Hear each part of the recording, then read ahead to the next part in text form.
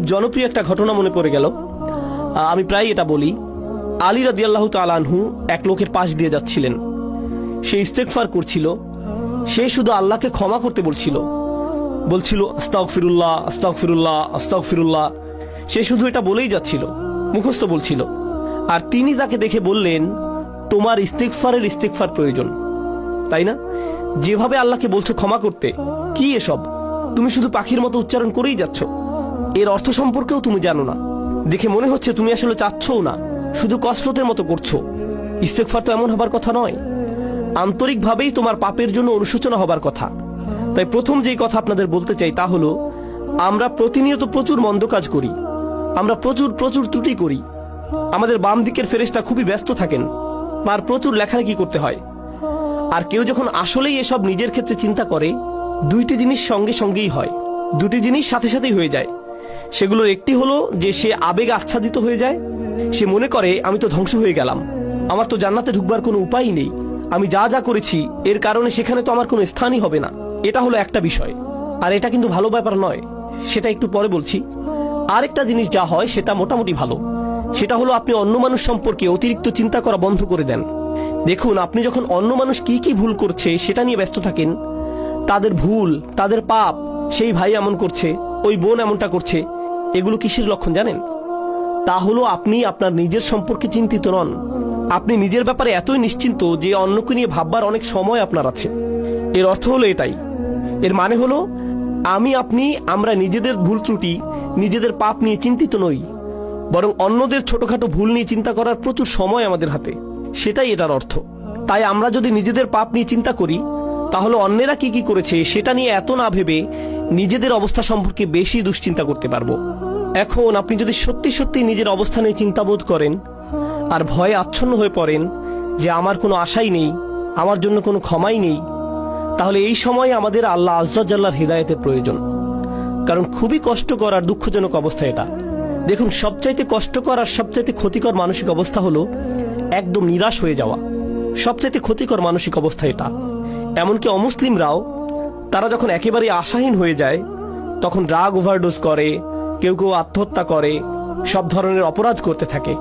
যখন তারা নিরাশ হয়ে থাকে, নিজেদের নিয়ে আর কোনো আশাই বাকি থাকে না, তখন যা ইচ্ছা তাই করতে থাকে। যখন কেউ নিজের আত্মার একেবারে নিম্নতর অবস্থায় চলে যায়, তখন সেই মানুষের মনে আর কোনো প্রকার আশারই অস্তিত্ব থাকে না। কিন্তু আল্লাহ আজ্জা জাল্লাহ আমাদের আশাহীন করে রাখেননি।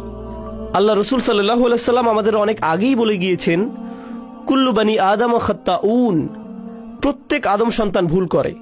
অন্তত এখন তো আমরা জানি এই কথাটি, আল্লাহ রসুল নিজেও স্বীকার করেছেন সাল্লাল্লাহু আলাইহি সাল্লাম।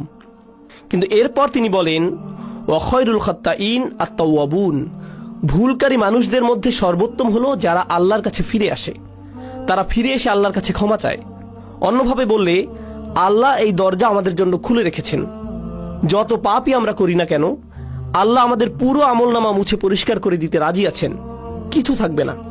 যে কোনো সমাজে যদি কোনো অপরাধ করেন, সেটা আপনার পার্মানেন্ট রেকর্ডে চলে যাবে।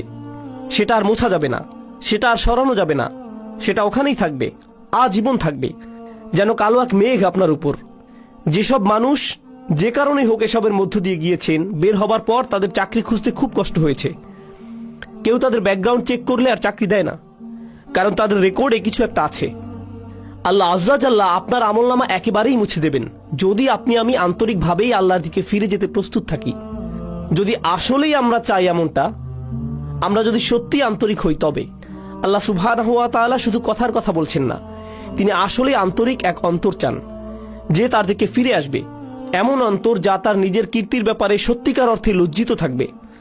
যদি আমরা এমন করতে পারি, তবে আল্লাহ একেবারে শুরু থেকেই শুরু করবেন আমাদের জন্য, একেবারেই ফ্রেশ স্টার্ট দেবেন। এই আশার আলোই আল্লাহ আজ্জা জাল্লাহ আমাদের সূরাতুল ফুরকানে দিয়েছেন। তিনি আসলেই চরম পদক্ষেপ নিয়েছেন এখানে।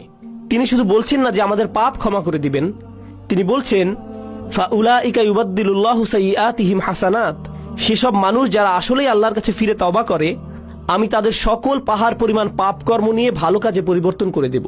অন্যভাবে বললে, শুধুমাত্র আন্তরিকভাবে যদি আপনি আল্লাহর কাছে ফিরে আসেন, তবে আপনাকে যে শুধু লাখো পাপ কর্মের জন্য উত্তর দিতে হবে না তা নয়, বরং তিনি আপনার লাখো পাপ কাজকে লাখো পুণ্যে রূপান্তরিত করে দিবেন। শুধুমাত্র আপনি তাওবা করেছেন এজন্য, শুধুমাত্র এটার জন্যই, শুধুমাত্র এই একটি জিনিস তিনি আমাদের থেকে চাচ্ছেন। আল্লাহ আজ্জা ওয়া জাল্লা আমাদের জীবন আর কতই বা সহজ করবেন। দেখুন, যেসব মানুষ সারাক্ষণ গুনাহ করতেই থাকে, শয়তান তাদের কাছে এসে বলে তুমি তো এমনিতেও জাহান্নামে যাবে, তার চেয়ে বরং আনন্দ করেই নাও। শয়তান আসলেই এমন বলে, আর তারাও এভাবেই চলতে থাকে। আরে ধুর, আমি আর কি বা করব, তুমি জানো না ভাই আমি একেবারেই ব্যর্থ, আশাহীন, তার চেয়ে বরং পুরোটা এনজয় করে নেই। শয়তানের প্রত্যেকটি ওয়াসওয়াসা শুনি, ফাটাফাটি করেই যাই দুনিয়া থেকে, জীবন তো একটাই, এরপর মরে যাব, এটাই হলো তাদের চিন্তা। এমন মানসিকতার জন্য আপনাকে অভিনন্দন। আল্লাহ আজ্জা ওয়া জাল্লা আমাদেরকে কি বলছেন? আল্লাহ বলছেন তোমাদেরকে শাস্তি দিয়ে আল্লাহ কি পাবেন? মনে করো আল্লাহ চান তোমাদেরকে শাস্তি দিতে? আল্লাহ আমাদের কোরআনে এই প্রশ্ন করছেন যে আমাদেরকে শাস্তি দিয়ে তার কি লাভ হবে? এজন্য তো তিনি তোমাদের বানাননি, এজন্য তো তিনি তোমাদের সৃষ্টি করেননি। আরেক স্থানে আল্লাহ বলছেন শুধুমাত্র তাদের ক্ষমা করে দেবার জন্যই তিনি তাদের সৃষ্টি করেছেন। অর্থাৎ তাদের তিনি সৃষ্টি করেছেন তাদের প্রতি করুণা করার জন্যই। তিনি আমাদের সৃষ্টি করেছেন যেন আমরা তার করুণা অর্জন করতে পারি। তিনি বলেননি তিনি আমাদের জাহান্নামের জন্য বানিয়েছেন, তিনি আমাদের করুণা অর্জনের জন্যই বানিয়েছেন। তিনি আমাদের করুণা করতে চান, এজন্য এই দরজা খুলে রেখেছেন তিনি। তিনি আমাদের এক পা আগাতে বলছেন, বাকিটুকু তিনিই পূরণ করে দিবেন। বেশি কিছু করতে হবে না আপনাকে, শুধু তার দিকে একটুখানি ফিরে আসুন, একটুখানি তাকে দিন, আর তিনি সেই দরজাগুলো খুলে দিবেন। এখন এই ভূমিকার শেষে আপনাদেরকে সূরা নিসার 2টি আয়াত নিয়ে বলতে চাই, যেগুলোকে আমি সবচেয়ে গুরুত্বপূর্ণ আয়াত মনে করি। এই আয়াতগুলোর জন্য আপনাদেরকে প্রস্তুত করতে বলে নেই, এটা হলো আমার আর আপনাদের জন্য একটা হোমওয়ার্ক। সাধারণত খুতবা থেকে হোমওয়ার্ক অ্যাসাইনমেন্ট দেওয়া হয় না, কিন্তু আমি একটা দিচ্ছি।